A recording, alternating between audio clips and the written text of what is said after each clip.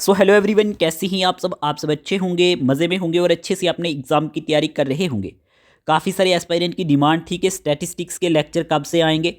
तो आज ये हमारे पास डेमो लेक्चर रहेगा। ठीक है, आज से हम यहाँ पे स्टैटिस्टिक्स के क्लासेस भी स्टार्ट करने जा रहे हैं। ठीक है, तो आज ये हमारे पास थ्योरी बेस्ड लेक्चर होगा। मैक्सिमम जो हमारे पास थ्योरी के लेक्चर रहेंगे वो आपको पेड कोर्सेज में मिलेंगे। अगर आपको हमारे थ्योरी के लेक्चर देखने हैं तो उसके लिए आप व्हाट्सएप नंबर पर मैसेज कर सकते हैं, स्क्रीन पे नंबर दिया गया है। ठीक है, बाकी डेली बेसिस पे इसी चैनल पे आपको एमसीक्यू सेशन भी मिलते हैं। तो अगर आप चैनल पे न्यू हैं तो चैनल को सब्सक्राइब कर लेना, ताकि डेली वीडियोस के नोटिफिकेशन आपको टाइमली मिलते रहें और आप इसका बेनिफिट लेते रहें। ये आपका अपना ही यूट्यूब चैनल है।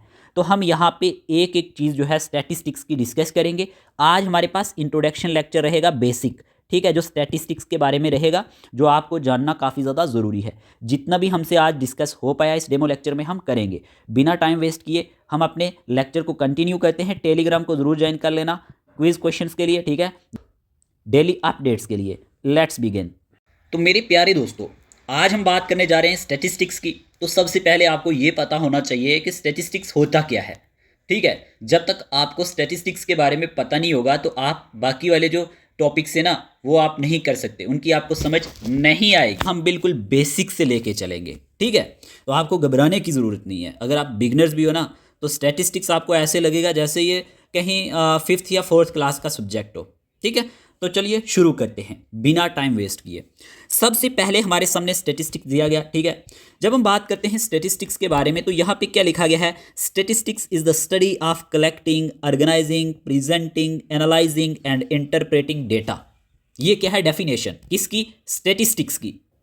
अब इससे मतलब क्या हुआ? सिंपल सी बात है, स्टैटिस्टिक्स का मतलब है कि स्टडी की जाती है किसकी? कलेक्टिंग की। अब कलेक्टिंग किसकी होगी मेरे प्यारे दोस्तों? डेटा की कलेक्टिंग होगी। किसकी? डेटा की कलेक्टिंग होगी। फिर उसी डेटा को क्या किया जाएगा? ऑर्गेनाइज किया जाएगा। पहले डेटा को कहीं से कलेक्ट किया जाएगा, फिर उसी डेटा को ऑर्गेनाइज किया जाएगा, फिर उसी डेटा को शो किया जाएगा, यानी कि प्रेजेंट किया जाएगा। प्रेजेंट किया जाएगा। ठीक है, शो यानी कि प्रेजेंट किया जाएगा। फिर हमारे पास क्या होगा? इसी डेटा को एनालाइज किया जाएगा। किसको? डेटा को एनालाइज किया जाएगा और फिर इसी डेटा को समझा जाएगा। इंटरप्रेटिंग का मतलब क्या होता है? अंडरस्टैंड करना। क्या करना? अंडरस्टैंड करना मेरे प्यारे दोस्तों। तो हमने इस डेफिनेशन से क्या सीखा कि statistics is the study of collecting, कि हम क्या करते हैं? डेटा को पहले कलेक्ट करते हैं, फिर उसी डेटा को हम ऑर्गेनाइज करते हैं, फिर उसी डेटा को हम शो करते हैं, फिर उसी डेटा को हम क्या करते हैं? उसी डेटा को हम यहाँ पे जानते हैं, उसका पैटर्न देखते हैं। क्या देखते हैं कि पैटर्न कैसा है उस डेटा का। ठीक है, और उसमें जो नंबर्स दिए गए हैं उसका मतलब क्या है? इसका मीनिंग हो गया एनालाइजिंग। फिर इंटरप्रेटिंग का मतलब हो गया अंडरस्टैंड करते हैं कि उसमें जो नंबर्स दिए गए हैं वो हमें किस चीज़ के बारे में बता रहे हैं। यही स्टैटिस्टिक्स है। ठीक है, यहां तक समझ आया होगा। स्टैटिस्टिक्स का मतलब है नंबर्स का यूज करके चीजें समझना। क्या करेंगे हम इसमें? कौन से स्टेप्स हैं? सबसे पहले कलेक्ट करना। ठीक है, मतलब कि आपने क्या किया? अपने 10 फ्रेंड्स से पूछते हो कि कौन सा फ्रूट सबसे ज्यादा आपको पसंद है। ठीक है, तो आंसर नोट कर लो। तो वहां से 4 ने जवाब दिया एप्पल्स। ठीक है, 3 ने कहा मैंगो। ठीक है, और यहीं पे 3 ने कहा बनाना। ये आपने क्या किया? ये आपने कलेक्ट किया। फिर उसे आप क्या करोगे? ऑर्गेनाइज करोगे मेरे प्यारे दोस्तों। क्या करोगे? ऑर्गेनाइज करोगे, यानी सही तरीके से अरेंज करोगे। जैसे कि आप क्या लिखोगे? इधर फ्रूट लिखोगे, फिर इस तरफ नंबर ऑफ फ्रेंड्स लिखोगे। क्या लिखोगे? नंबर ऑफ फ्रेंड्स लिखोगे मेरे प्यारे दोस्तों। एप्पल आपने कितने लिए यहाँ पे मेरे प्यारे दोस्तों? 4। 4 ने क्या बताया? हम एप्पल को लाइक करते हैं। मैंगो कितनों ने बताया? मैंगो 3 ने बताया। ये बनाना के बारे में कितनों ने बताया? 3 ने बताया। तो ये आपने उसको क्या कर दिया? ऑर्गेनाइज कर दिया इस फॉर्म में, ताकि आपको प्रॉपर वे से पता चल सके कि एप्पल को लाइक करने वाले कितने? 4। मैंगो को लाइक करने वाले 3। बनाना को लाइक करने वाले 3। समझ आ रही है? फिर इसी को आप प्रेजेंट करते हो। क्या करते हो? प्रेजेंट करते हो, यानी दिखाते हो। ठीक है, आप इसमें कैसे दिखाते हो? आप या फिर बार चार्ट का यूज करते हो, बाद में हम ये चीजें पढ़ेंगे। या तो आप बार चार्ट बनाओगे या फिर आप यहां पे पाई चार्ट बना के इस चीज को ड्रा करोगे। होप आपको ये चीज़ समझ आई होगी। ऐसे आपने देखा है ना कि हम डेटा को शो करते होते हैं। आपने ना स्टैटिस्टिक्स में 10th में मैथमेटिक्स में भी ये आपको टॉपिक लगा हुआ था, तो वहाँ पे भी आपको समझ में होना चाहिए। तो ये हमारा काम है कि हम इसको फिर प्रेजेंट करते हैं, दिखाते हैं। सिंपल बार चार्ट या फिर पाई चार्ट के थ्रू। फिर एनालाइजिंग का मतलब क्या हुआ, एनालाइजिंग करना यानी कि नंबर को समझना, कि आप उन नंबर को समझोगे, नंबर को क्या करोगे, अंडरस्टैंड करोगे। क्या करोगे मेरी प्यारे दोस्तों, अंडरस्टैंड करोगे। एग्जाम्पल क्या, मतलब कि देखो किस फ्रूट को सबसे ज्यादा लोग पसंद करते हैं। तो अभी हमने क्या देखा था, एप्पल को 4 लोग पसंद करते हैं, तो इसका मतलब हमें यह समझ में आया एप्पल को पसंद करने वाले 4 लोग थे, ठीक है, और यहां एप्पल सबसे ज्यादा लोगों को पसंद है। तो ये चीज हो गई एनालाइजिंग की, कि हम अंडरस्टैंड क्या चीज करते हैं। होप आपको ये समझ आया होगा। फिर इंटरप्रेटिंग का मतलब मेरे प्यारे दोस्तों होता है कि रिजल्ट को समझना, ओवरऑल जो रिजल्ट आया होगा उसको समझना, ठीक है। तो यही यानी कि एग्जांपल तुम कह सकते हो मेरे फ्रेंड को सबसे ज्यादा एप्पल पसंद है, तो ये रिजल्ट है ओवरऑल उसका। तो ये चीज आपको समझ आई। स्टेटिस्टिक्स क्या है, नंबर्स के थ्रू चीजें समझना और आगे दिखाना। होप आपको स्टेटिस्टिक्स की डेफिनेशन समझ में आ चुकी होगी। तो यही चीज यहां पे लिखी गई थी, statistics is the study of collecting, organising, presenting, analysing and interpreting data. In simple word आप क्या याद रखोगे, statistics helps us understand information using numbers. Okay, अब यहीं पे हमने बार बार डेटा वर्ड यूज किया। अब डेटा क्या है, देखो डेटा कुछ भी नहीं, सिंपल याद रखना, एनीथिंग, कोई भी चीज, साथ में आप नोट कर लिया करो, एनीथिंग यू काउंट, जो आप क्या कर सकते हो मेरे प्यारे दोस्तों, गिन सकते हो, मीजर कर सकते हो, क्या कर सकते हो, मीजर कर सकते हो, या फिर नोट डाउन कर सकते हो। क्या कर सकते हो, नोट डाउन कर सकते हो। जैसे कि अगर हम बात करते हैं कोई क्लास है, तो उसमें क्या होता है, मार्क्स हम देखते हैं, किसके मार्क्स ऑफ 5 स्टूडेंट देखते हैं, 5 स्टूडेंट, किसी टेस्ट में 5 स्टूडेंट का हम क्या देखते हैं, मार्क्स देखते हैं। उसमें एक के 45 है, एक के 50 है, एक के 40 है, एक के 60 है, एक के 55 है। तो ये क्या है, दीज नंबर्स आर डेटा। ये नंबर क्या है, ये नंबर डेटा की फॉर्म में, दीज नंबर्स आर डेटा, ये हमारे पास डेटा की फॉर्म में। या फेवरेट फ्रूट्स ऑफ फ्रेंड्स, जैसे apple, mango, banana, apple, these words are data too. जैसे हाइट ऑफ 3 चिल्ड्रन, अगर हम मान लेते हैं हाइट है 3 बच्चों की, ठीक है, तो इसमें हम क्या करेंगे, इसमें हम देखेंगे एक की 120 सेंटीमीटर है, एक की 115 सेंटीमीटर है, एक की 130 सेंटीमीटर है। तो ये क्या है, ये सारा डेटा ही है। Data is just all the information we collect to study something, जो हम क्या करते हैं, कलेक्ट करते हैं मेरे प्यारे दोस्तों। किसको स्टडी करने के लिए, किसी भी चीज को स्टडी करने के लिए। होप आपको ये कंसेप्ट भी क्लियर हुआ होगा कि डेटा एक्चुअल में क्या चीज है। कई बार वन लाइनर फॉर्म में क्वेश्चन बन जाता है, तो हमारी यही कोशिश रहेगी कि आपको बच्चों की तरह समझाया जाए, जैसे छोटे बच्चे को पढ़ाया जाता है, क्योंकि बहुत सारे यहाँ पे बिगिनर्स भी होंगे। आगे बढ़ते हैं। अब आपको जो फैक्चुअल पॉइंट याद रखना है, फादर ऑफ मॉडर्न स्टैटिस्टिक्स अगर आपसे पूछा जाए, फादर ऑफ मॉडर्न स्टैटिस्टिक्स तो कौन है, याद रखना, सर रोनाल्ड एल्मर फिशर। याद रख लेना, 1890 से लेकर 1962 के बीच में ये फादर ऑफ मॉडर्न स्टैटिस्टिक्स के नाम से जाने जाते हैं। ये क्या थे, ये एक ब्रिटिश साइंटिस्ट थे। क्या थे, ब्रिटिश साइंटिस्ट थे। यहां से वन लाइनर फॉर्म में क्वेश्चन बन सकता है, फैक्चुअल पॉइंट जेकेएसएसबी पूछता है। इन्होंने ही लेड की थी फाउंडेशन मॉडर्न स्टैटिस्टिक्स की। अगर आपसे पूछा जाए फाउंडेशन किसने रखी मॉडर्न स्टैटिस्टिक्स की, तो आपका आंसर होना चाहिए sir Ronald Elmer Fisher. Okay, clear हुआ, आगे बढ़ते हैं। अब यहीं पे दूसरा क्वेश्चन मेरे प्यारे दोस्तों बनता है, फादर ऑफ इंडियन स्टैटिस्टिक्स कौन है, फादर ऑफ इंडियन स्टैटिस्टिक्स, ठीक है। तो क्या आंसर रहेगा, देखो प्रोफेसर प्रसन्नता, ठीक है, प्रसन्नता चंद्रा महलनोबिस, इनका नाम है ये हमारे पास जाने जाते हैं फादर ऑफ इंडियन स्टैटिस्टिक्स के नाम से। और ये क्वेश्चन आई थिंक एक एग्जाम में ऐसे जीएस में आ चुका है, ठीक है। तो ये चीज़ आप जरूर याद रखोगे। ये एक साइंटिस्ट भी थे, याद रख लेना, और साथ ही साथ इन्होंने फाउंडेड किया था इंडियन स्टैटिस्टिकल इंस्टीट्यूट को, आईएसआई को। किसको, Indian Statistical Institute, ISI, and played a crucial role in India economic planning में। इनका एक बहुत बड़ा रोल रहा है, किसमें, इकोनॉमिक प्लानिंग में। अगर आप यहाँ पे इकोनॉमिक्स में पढ़ेंगे तो इनका रोल वहाँ पे भी बहुत ज़्यादा है। Mostly contributing to the second 5 year plan, जो हमारे पास सेकेंड 5 ईयर प्लान था ना, इसमें इनका बहुत बड़ा रोल रहा है, ठीक है। और इनने इस्टेब्लिश किया है की बॉडीज को, लाइक जैसे national sample survey, national sample survey, ये पॉइंट आप नोट रख सकते हो ऐसे, ये इकोनॉमिक्स में भी आपको काम आएगा, ठीक है। तो इनका जो बर्थडे है ना, जून 29 को होता है, जून 29 को, जो सेलिब्रेटेड किया जाता है किसके तौर पे, नेशनल, याद रख लेना, स्टैटिस्टिक्स डे के तौर पे इंडिया में। बात आपको समझ में आई होगी। ये क्या थे, इंडियन स्टैटिस्टिशियन थे, फेमस हैं, याद रख लेना। महलानोबिस डिस्टेंस के लिए फाउंडर हैं इंडियन स्टैटिस्टिकल इंस्टीट्यूट के, और जाने जाते हैं प्लानर बाय कन्विक्शन के तौर पे। जैसे मैंने यहाँ पे भी जो पॉइंट्स बताए, ये भी आप नोट करोगे। तो फादर ऑफ इंडियन स्टैटिस्टिक्स आपको समझ में आया होगा। चलिए आगे बढ़ते हैं। फाउंडर ऑफ स्टैटिस्टिक्स अगर पूछा जाए, इन जनरल अगर आपको फाउंडर ऑफ स्टैटिस्टिक्स पूछा जाए तो वहां पे आपका आंसर क्या रहेगा? एग्जामिनर घुमा फिरा के भी क्वेश्चन आपको पूछ सकता है। अब यहां पे एक चीज और फोकस करना, ये पार्टिकुलरली खास तौर से एक एक पॉइंट नोट कर लेना। पार्टिकुलरली ये किसके हमारे पास फादर यहां पे जाने जाते हैं, फाउंडर जाने जाते हैं? वाइटल स्टैटिस्टिक्स के। किसके? वाइटल स्टैटिस्टिक्स के। ये पॉइंट यहां पे आप जरूर नोट करेंगे। और साथ साथ एंड डेमोग्राफी के भी। समझ रहे हो बात को? दोनों पॉइंट नोट कर लेना।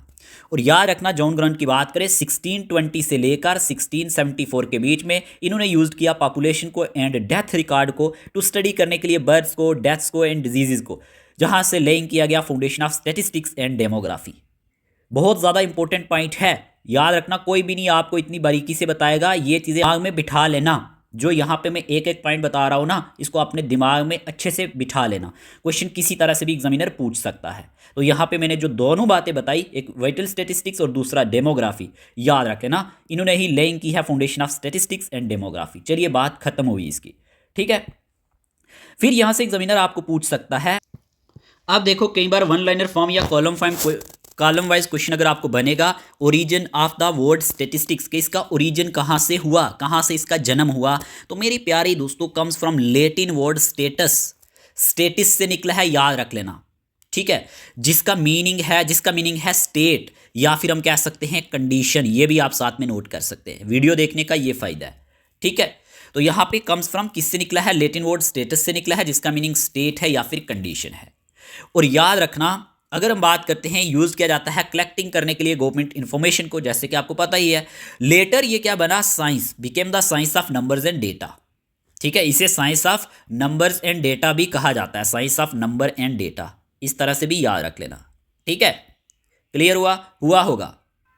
अब यहां पे फोकस करना, origin of the word statistics. Different language में अगर हम बात करते हैं, लेटिन में जो इसे कहा जाता है स्टेटस, जिसका मतलब मैंने स्टेट और कंडीशन आपको बताया। क्या बताया? स्टेट और कंडीशन। जल्दी से नोट करो, स्टेट और कंडीशन, ठीक है। इटालियन की अगर हम बात करते हैं तो इटालियन में इसे क्या कहा जाता है? याद रख लेना, स्टैटिस्टा। क्या? स्टैटिस्टा, जिसका मतलब क्या है? इसका मतलब है स्टेट्समैन, मीन्स स्टेट्समैन, ठीक है। ये पॉइंट भी आप नोट करोगे। और यहीं पे अगर आपसे जर्मन में पूछा जाए, किस में? जर्मन में। तो जर्मन में याद रखना, ये वाला स्पेलिंग है STATISTI के, स्टैटिस्टिक, ठीक है। Mean state data. इसका मतलब क्या है? याद रखना, साइंस ऑफ स्टेट्स, या स्टेट डेटा भी आप कह सकते हो, साइंस ऑफ स्टेट्स, ठीक है। ये चीज़ आपको समझ में आई होगी। और इंग्लिश में इसे स्टैटिस्टिक्स कहा जाता है, यानी study of numbers and data. Hope आपको एक एक पॉइंट अच्छे से क्लियर हुआ होगा।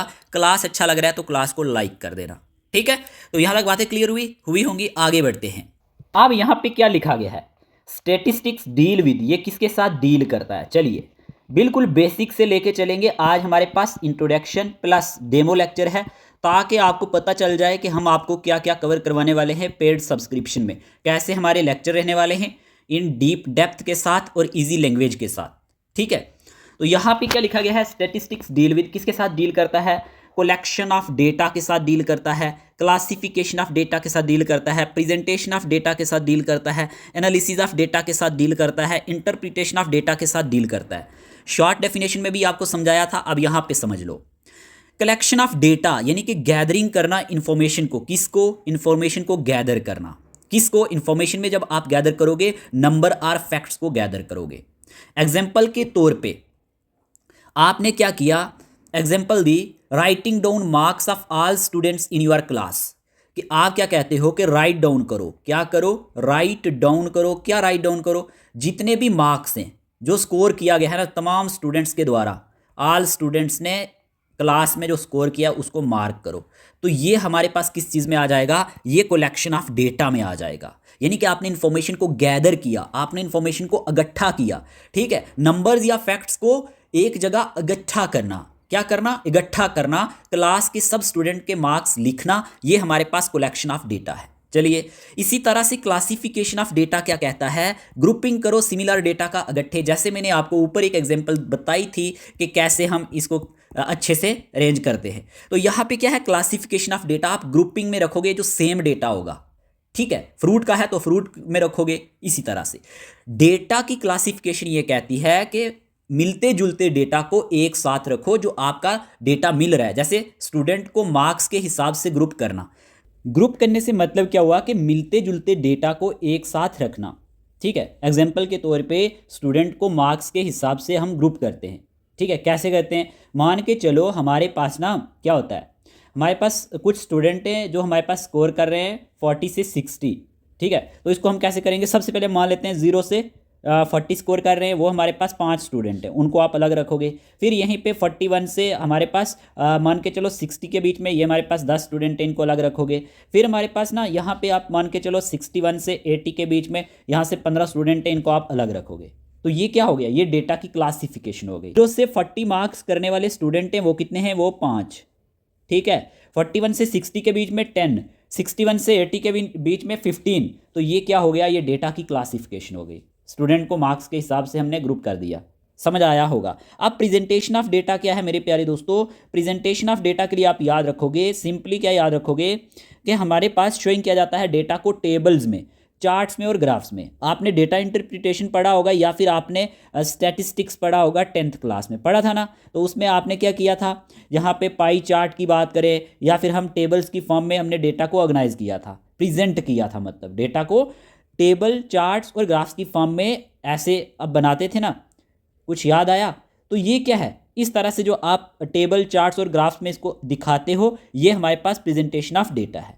क्या है? Presentation of data. ये बाद में भी हम बात करेंगे, इसका यूज बहुत ज़्यादा होने वाला है। यहाँ पे एक एक पॉइंट समझ लेना। फिर एनालिसिस ऑफ डेटा का मतलब क्या है? देखो, studying data using average percentage etcetera. आप क्या करते हो? डेटा को स्टडी करते हो, उसमें आप क्या करते हो, याद रखना, जैसे एवरेज हो गया या परसेंटेज हो गया, ये चीज़ निकालते हो डेटा से। तो इसी को हम क्या कहते हैं? डेटा का एनालिसिस। कि आप स्टडी करके डेटा को किसका यूज़ करके, एवरेज का यूज़ करके, परसेंटेज का यूज़ करके आप निकालते हो। मतलब कि क्लास में बच्चों के, स्टूडेंट्स के एवरेज मार्क्स कितने आए, तो ये जो चीज़ें आप निकालते हो ना, ये एनालिसिस ऑफ डेटा होता है कि आप उसको एनालिसिस करते हो। और साथ साथ इंटरप्रिटेशन ऑफ डेटा का मतलब क्या हुआ? Drawing conclusions and meaning from data.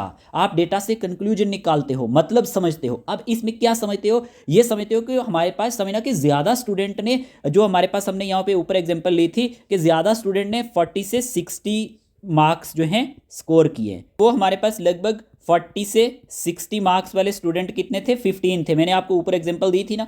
तो ये चीज़ आप समझते हो कि सबसे ज़्यादा स्टूडेंट्स ने यहाँ पे कितने स्कोर किए हैं, कितने रेंज में स्कोर किया है। तो 40 से 60 में 15 ने स्कोर किया है। तो ये चीज़ होती है डेटा की इंटरप्रिटेशन। डेटा से कंक्लूजन निकालना, मतलब समझना कि ज़्यादा स्टूडेंट ने स्कोर कितना किया है, कौन से ग्रुप में किया है। ये चीज़ें आपकी समझ में होनी चाहिए। तो आप क्या याद रखोगे? स्टैटिक्स डील्स करता है कलेक्शन ऑफ डेटा से, क्लासिफिकेशन ऑफ डेटा से, प्रेजेंटेशन ऑफ डेटा से, एनालिसिस ऑफ डेटा से और इंटरप्रिटेशन ऑफ डेटा से। स्टैटिस्टिक्स में क्या किया जाता है? मतलब नंबर्स को लिखा जाता है, फिर अरेंज किया जाता है, फिर स्टडी किया जाता है, फिर इसी को समझा जाता है। तो ये चीज़ आपको समझ में आई होगी। यहाँ तक आपको कोई कन्फ्यूजन नहीं होनी चाहिए। मैंने आपको बड़े ही अच्छे से और प्रॉपर इजी लैंग्वेज में समझा दिया। तो स्टेटिस्टिक्स आप क्या याद रखोगे? नंबर्स को इकट्ठा करना है, फिर उनको अरेंज करना है, फिर उनको स्टडी करना है और फिर उनको समझना है। तो ये चीज़ आपको समझ में आई होगी। अब हमारे सामने दिया गया है यहाँ पे कैरेक्टरिस्टिक्स ऑफ स्टेटिस्टिक्स के कैरेक्टर कौन कौन से हैं स्टेटिस्टिक्स के। देखो, सबसे पहले आपको क्या याद रखना है, यहाँ पे लिखा गया है स्टेटिस्टिक्स डील विद नंबर्स। ये नंबर के साथ डील करता है, नॉट स्टोरीज आर नेम्स, ना के स्टोरीज या फिर नाम के साथ। मतलब क्या हुआ? Statistics is all about numbers. ये किसके बारे में बताता है? नंबर्स के बारे में बताता है। नॉट वर्ड्स, ना के अल्फाजों के बारे में या फिर नाम्स के बारे में। ठीक है, तो ये चीज़ आपको समझ आई। एग्जाम्पल के तौर पे मार्क्स ऑफ स्टूडेंट की हम बात कर रहे थे। किसकी बात कर रहे थे? Marks of students. Marks of students की बात कर रहे थे ना। तो यहाँ पे हमारे पास 45 मार्क्स किसी ने लिए होंगे, 60 लिए होंगे, 70 लिए होंगे। यहाँ पे हम ये बात करेंगे ना कि हम राम स्कोर्ड गुड, ऐसी बात नहीं हम करेंगे। ठीक है, हम स्पेसिफिक राम का नाम लेके ऐसा नहीं यहाँ पे देखेंगे। हम सिर्फ किसकी बात कर रहे होंगे? हम नंबर्स की बात कर रहे होंगे। तो यही इसका मतलब है, स्टैटिस्टिक्स डील करता है नंबर्स के साथ। होप आपको पहला पॉइंट क्लियर हुआ। दूसरा है कलेक्टेड फॉर ए पर्पज। ये एक पर्पज के लिए कलेक्ट किया जाता है। जो डेटा है ना, ये गैदर्ड किया जाता है किसी रीजन के लिए। ठीक है, दूसरा पॉइंट आप ये याद रखोगे, ये करेक्टर होता है। डेटा इसमें रैंडम नहीं होता, नॉट रैंडम। ये याद रख लेना, रैंडम डेटा नहीं होता। ये कलेक्टेड किया जाता है टू स्टडी करने के लिए। क्या करने के लिए? स्टडी करने के लिए, या फिर किसी चीज़ को डिसाइड करने के लिए। डिसाइड समथिंग मेरे प्यारे दोस्तों, समझ आया होगा। एग्जाम्पल के तौर पे मैं आपको बोलूं कि सर्वे ऑफ, हमने क्या किया, कोई सर्वे किया, कितने स्टूडेंट्स का किया, 50 स्टूडेंट्स का सर्वे किया, कितने स्टूडेंट्स का, 50 स्टूडेंट्स का हमने सर्वे किया। किस लिए किया, ये जानने के लिए किया, टू नो विच सब्जेक्ट, के कौन सा वो सब्जेक्ट क्या करते हैं, which subject they like the most, they like the most.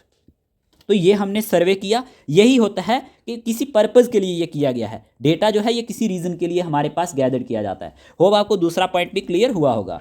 अब तीसरा पॉइंट दिया गया है collected in A systematic way, कि ये कलेक्ट किया जाता है एक सिस्टमैटिक वे में, यानी प्रॉपर मेथड इसमें यूज़ किया जाता है। देखो प्रॉपर मेथड इसमें यूज़ किया जाएगा। डेटा जो है ये कलेक्टेड किया जाता है केयरफुली, बड़े ही ध्यान के साथ, केयरफुली एंड, और याद रख लेना ऑर्गेनाइज्ड मैनर में, किस में, ऑर्गेनाइज्ड वे में। ये पॉइंट आप नोट कर लेना, ठीक है, ऑर्गेनाइज्ड वे में ही आप करोगे। एग्जाम्पल के तौर पे ना हम मान के चलते हैं, एग्जाम्पल क्या है हमारे पास, हमने क्या किया, taking marks from the school register, from the school register, school के रजिस्टर से हमने क्या किए, मार्क्स लिए, ठीक है। किस लिए, स्कूल के रजिस्टर से हमने मार्क्स क्या किए, टेकिंग किए, हर एक क्लास के, ईच क्लास के, हर एक क्लास के, इंस्टेड ऑफ आस्किंग रेंडमली, मतलब रेंडमली पूछने के बजाय हमने क्या किया, जो स्कूल में रजिस्टर्ड में जो मार्क्स लिखे गए थे वो हमने यहाँ पे क्या किए, लिए। ना कि ऐसे ही हमने रेंडमली पूछ लिया जी हाँ जी कितने मार्क्स फलानी क्लास से बच्चों ने लिए हैं, ऐसा नहीं हम करते। हम यहाँ पे सिस्टमैटिक वे में चलते हैं, प्रॉपर वे में यहाँ चलते हैं, तो प्रॉपर मेथड यूज़ किया जाता है। होप आपको ये चीज़ समझ आई होगी। फिर यहाँ पे लिखा गया है अफेक्टेड बाई मैनी काजेज, यानी कि one reason is not enough. इसका मतलब क्या है, इसका मतलब है कि जो डेटा है ना, ये डेटा डिपेंड होता है बहुत सारे फैक्टर्स पे, बहुत सारे डिपेंड ऑन सेवरल फैक्टर्स, ये बहुत सारे फैक्टर्स पे डिपेंड होता है, ये चीज़ आप याद रखोगे, नॉट जस्ट वन। इसमें क्या होता है, एग्जाम्पल के तौर पे ना, स्टूडेंट मार्क्स जो होते हैं ये डिपेंड होते हैं किसके ऊपर, स्टडी टाइम के ऊपर, किसके ऊपर, स्टडी टाइम के ऊपर, पहली बात। दूसरा टीचिंग के ऊपर डिपेंड करते हैं, जैसे हम आपको पढ़ा रहे हैं। तीसरा हेल्थ के ऊपर डिपेंड करते हैं, ठीक है। तो ये एक बात नहीं हो रही यहाँ पे बहुत सारे फैक्टर्स हैं, तो अफेक्टेड होता है, इससे मतलब अफेक्टेड बाई मैनी काजेज, एक रीज़न इसमें इनफ नहीं होता। तो ये चीज़ आपको याद रखनी है, ये भी एक करैक्टर किसका है, स्टैटिस्टिक का करैक्टर है। चलिए समझ आया होगा। Compared, numbers are compare to understand better, इसका मतलब क्या है कि नंबर्स कंपेयर किए जाते हैं अंडरस्टैंड करने के लिए बेटर। मीनिंग क्या हुआ, डेटा इज़ यूजफुल, डेटा जो होता है ना, मैंने आपको डेटा के बारे में पढ़ा दिया, डेटा क्या होता है, डेटा इज़ यूजफुल जब हम इसको क्या करेंगे, व्हेन वी कंपेयर नंबर्स, जब हम क्या करेंगे, नंबर्स को कंपेयर करेंगे, तब ये क्या होगा, यूजफुल होगा। एग्जाम्पल हम क्या करेंगे, कंपेयर करेंगे मेरी प्यारी दोस्तों, मार्क्स को, किसको कंपेयर करेंगे, हम कंपेयर करेंगे मार्क्स ऑफ स्टूडेंट्स, जो स्टूडेंट के मार्क्स होंगे ना इन क्लास 10th में जो लिए गए हैं, और दूसरा क्लास 12th में लिए गए हैं। किस लिए हम ये देखेंगे, इंप्रूवमेंट के लिए, कि ज़्यादा कौन सी क्लास में हमें इंप्रूवमेंट देखने को मिल रही है। तो ये चीज़ है कि हम कंपेयर करते हैं नंबर्स को, ठीक है, अंडरस्टैंड करने के लिए बेटर। ये हमारे पास 5 करैक्टर ये हो गए। और 6th नंबर पे दिया गया है हेल्प्स इन डिसीजन मेकिंग। इसका मतलब क्या है, helps us choose what is best, ये हमें मदद करता है कि हमें क्या चूज़ करना है जो हमारे लिए अच्छा होगा। मीनिंग क्या हुआ, statistics is use to make decisions, ये यूज़ किया जाता है डिसीजंस बनाने के लिए। किस लिए, डिसीजंस बनाने के लिए, या फिर प्रॉब्लम को सॉल्व करने के लिए, आर सॉल्व प्रॉब्लम्स। होप आपको ये पॉइंट भी क्लियर हुआ होगा। एग्जाम्पल के तौर पे स्कूल की ही एग्जाम्पल ले लेते हैं। School can decide which subject needs extra classes, ये चीज़ डिसाइड करेगा ना कि कौन से सब्जेक्ट में हमें इंप्रूवमेंट लानी है और उसके लिए एक्स्ट्रा क्लासेस चाहिए, जो बेस्ड किस पे होंगी, बेस्ड होंगी एवरेज मार्क्स पे। तो इसका मतलब ये है कि हम डिसीजन लेते हैं और यहाँ पे हम उस प्रॉब्लम को सॉल्व करते हैं, तो ये हमें मदद करता है किसमें, डिसीजन मेकिंग में भी। होप आपको ये पॉइंट क्लियर हुआ होगा। अब यहीं पे क्या लिखा गया, in simple word statistics means useful numbers collected properly to understand things easily, कि हम क्या करते हैं, यूजफुल नंबर्स को प्रॉपर वे से कलेक्ट करते हैं और चीज़ों को इजिली समझने की कोशिश करते हैं। ओवरऑल हमारे पास क्या हुआ कि स्टैटिस्टिक्स क्या है, नंबर्स कलेक्टेड किए जाते हैं केयरफुली, इसमें नंबर्स केयरफुली कलेक्ट किए जाते हैं टू स्टडी करने के लिए, ठीक है, कंपेयर करने के लिए, ठीक है, एंड टेक बेटर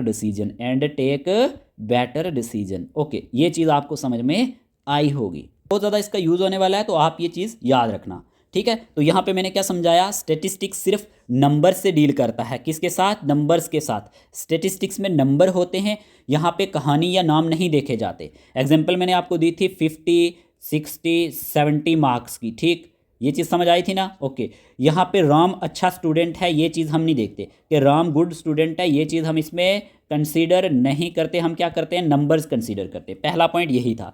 दूसरा है ना, collected for a purpose, data किसी पर्पज़ के लिए कलेक्ट होता है, डेटा फालतू में नहीं, किसी काम या स्टडी के लिए इकट्ठा किया जाता है। जैसे data is gathered for a reason, student survey की एग्जांपल दी थी, स्टूडेंट का सर्वे, ठीक है, स्टूडेंट का जो आपने सर्वे किया ना, कौन सा सब्जेक्ट टफ लगता है बच्चों को, इसका हम सर्वे करेंगे। इस तरह से कलेक्टेड होता है एक सिस्टमैटिक वे में, यानी कि डेटा जो है सही तरीके से कलेक्ट होता है, डेटा प्रॉपर मेथड से लिया जाता है, अंदाजे से यहाँ पे कुछ भी नहीं चलता। एग्जाम्पल स्कूल रजिस्टर की आपको एग्जाम्पल दी थी कि स्कूल रजिस्टर से हमने मार्क्स लिए, दोस्तों से पूछ के हमने रेंडमली नहीं मार्क्स लिए, तो हमने रजिस्टर में डेटा देखा तो फिर हमने वो मार्क्स इकट्ठे किए, सही तरीके से कलेक्ट किए। फिर कैन बी कंपेयर का मतलब है कि स्टैटिस्टिक्स कंपेयर किया जा सकता है, इसके कंपैरिजन करके ही समझ आता है। ठीक है, मैंने आपको यहाँ पे बताया कि इस साल के मार्क्स पिछले साल के मार्क्स के साथ क्या किए जाएंगे, कंपेयर किए जाएंगे। डिसीजन मेकिंग में ये काम करता है। स्टैटिस्टिक्स डिसीजन लेने में हेल्प करता है, यानी कि स्टैटिस्टिक्स से सही डिसीजन लेने में मदद मिलती है। एग्जांपल के तौर पे कम मार्क्स वाले सब्जेक्ट के लिए हम एक्स्ट्रा क्लासेस जब रखते हैं तो यही हमारे पास क्या है, helps in decision making. Hope आपको सारे के सारे पॉइंट क्लियर हुए होंगे। स्टैटिस्टिक्स जो है नंबर को सही तरीके से इकट्ठा करके, कंपेयर करके और डिसीजन लेने का पूरा एक प्रोसेस है। चलिए आगे बढ़ते हैं। अब नेक्स्ट हमारे सामने दिया गया है एप्लीकेशन ऑफ स्टैटिस्टिक्स, कि ये कहाँ कहाँ अप्लाइड होता है। ठीक है, इस तरह से भी एग्जामिनर क्वेश्चन पूछ सकता है। सबसे पहले इकोनॉमिक्स में होता है, दूसरा बिजनेस में, गवर्नमेंट में, पब्लिक ओपिनियन में, इलेक्शंस यानी एग्जिट पोल्स में, हेल्थ में, पोल्यूशन में, एजुकेशन में। देख सकते हो काफ़ी सारी मैंने आपको एग्जाम्पल दी हैं। तो जब हम बात करते हैं यहाँ पे इकोनॉमिक्स की, देखो यहाँ पे क्या लिखा गया, इकोनॉमिक्स में इसका किस तरह से यूज होता है, टू स्टडी करने के लिए प्राइसेस को, इनकम को एंड पॉवर्टी को, कि हम कैसे स्टडी करेंगे प्राइसेस को, इनकम को कैसे स्टडी करेंगे, पॉवर्टी को कैसे स्टडी करेंगे। तो स्टैटिस्टिक्स का यूज प्राइसेस, इनकम, ठीक है, महंगाई और गरीबी को समझने के लिए होता है, याद रख लेना। ठीक है, ये चीज़ आप याद रखोगे। इसमें ना एग्जांपल के तौर पे क्या होता है, आप ये याद रख लेना कि जो गवर्नमेंट होती है ना, गवर्नमेंट चेक करती है कि कितने लोग गरीब हैं और उनकी एवरेज इनकम क्या है। एग्जांपल के तौर पे ना, जैसे गवर्नमेंट होगी, गवर्नमेंट क्या चेक करेगी कि कितने लोग कंट्री में गरीब हैं और उनकी एवरेज इनकम क्या है। इस तरह से जो चीज़ें निकाली जाती है ना, तो ये इकोनॉमिक्स में आ जाती हैं। तो स्टैटिस्टिक्स का रोल इकोनॉमिक्स में भी है। ठीक है, स्टडी करने के लिए प्राइसेस, इनकम एंड पॉवर्टी को इसमें काफ़ी ज़्यादा रोल रहता है। चलिए बिजनेस की बात करें तो बिजनेस में क्या लिखा गया, to know profit and loss. जैसे हम यहाँ पे अकाउंट्स की क्लासेस आपकी ले रहे हैं तो हम प्रॉफिट एंड लॉस के बारे में तो पढ़ते रहते हैं। बिजनेस में जो प्रॉफिट या लॉस होता है ना, ये भी हमें इससे पता चलता है। तो इसका मतलब कि बिजनेस में ये अप्लाइड होता है।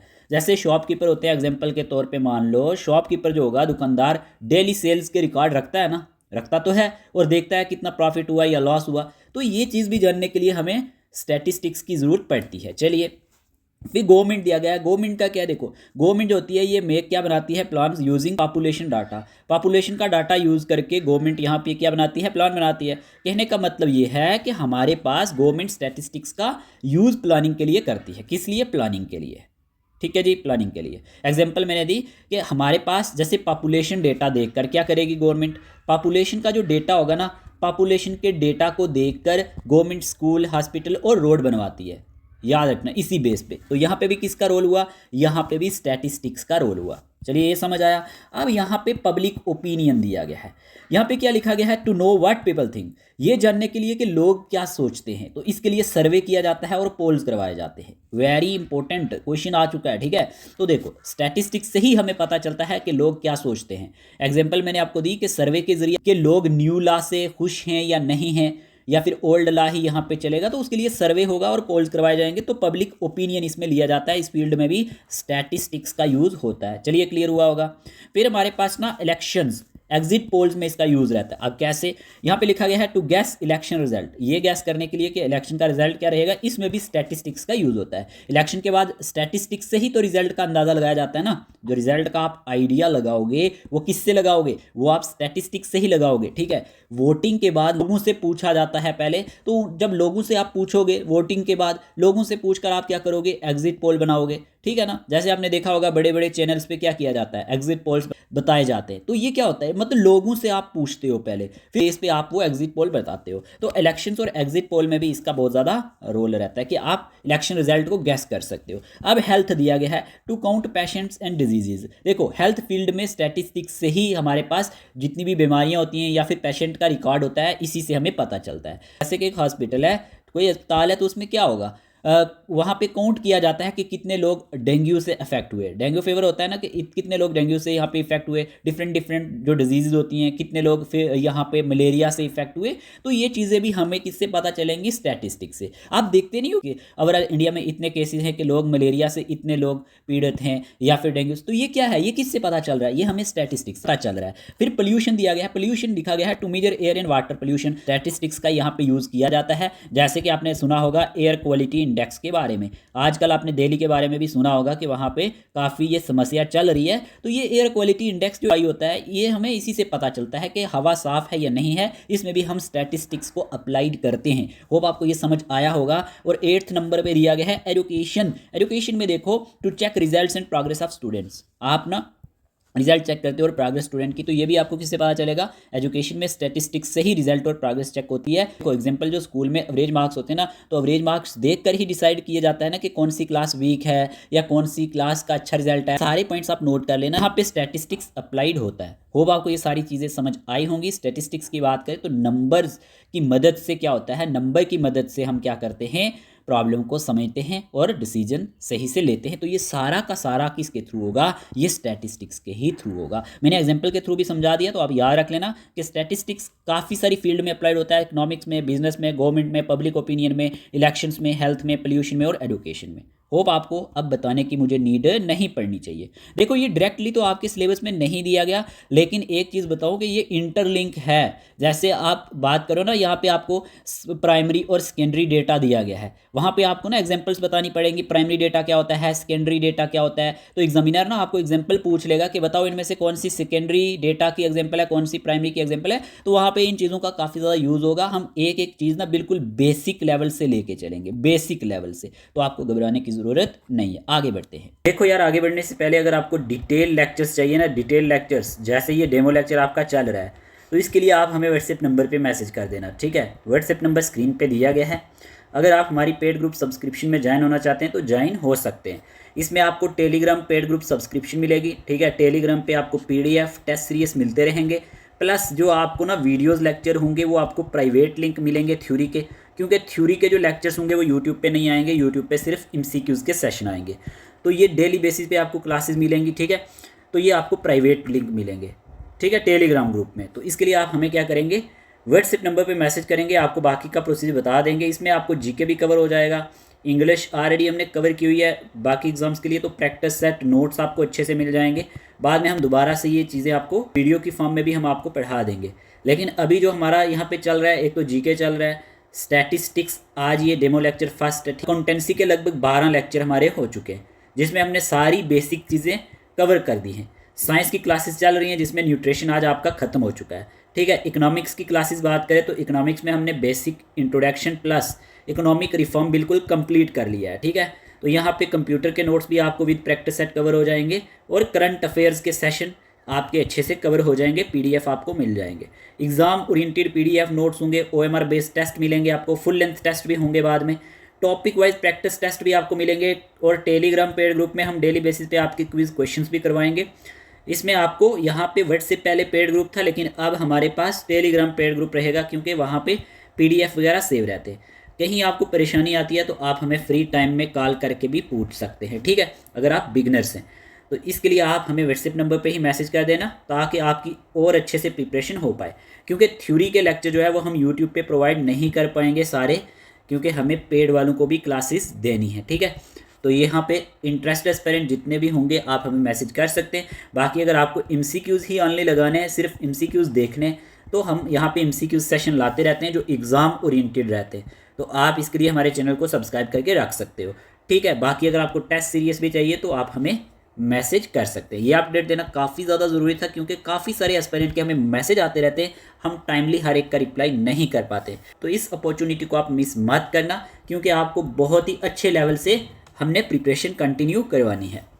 फिर यहीं पे हमारे सामने दिया गया है लिमिटेशन ऑफ स्टैटिस्टिक्स के लिमिटेशन क्या रहती हैं इसके। सबसे पहले दिया गया है यहाँ पे डील्स ओनली विद नंबर्स, ये लिमिटेशन है इसकी, याद रख लेना। अगर आपसे क्वेश्चन एग्जामिनर बना लेगा तो लिमिटेशन आपको पता होनी चाहिए। ये डील करता है सिर्फ नंबर्स के साथ, नॉट फीलिंग और क्वालिटीज़ के साथ। मतलब स्टैटिस्टिक्स सिर्फ नंबर से डील करता है, किसके साथ, जैसे कि मैंने अभी पहले भी आपको बताया, नंबर के साथ, ठीक है। स्टैटिस्टिक्स फीलिंग, क्वालिटी या नेचर नहीं बताता, याद रख लेना। इसका कोई भी लेना देना नहीं है फीलिंग के साथ, क्वालिटी या नेचर के साथ, सिर्फ नंबर को बताता है। किसको? नंबर को बताता है। एग्जाम्पल के तौर पे ना मान लेते हैं यहाँ पे कोई स्टूडेंट है, वो 70 मार्क्स लेता है आउट ऑफ 70, ठीक है। यहाँ पे ये नहीं मैटर करता कि स्टूडेंट इंटेलिजेंट है,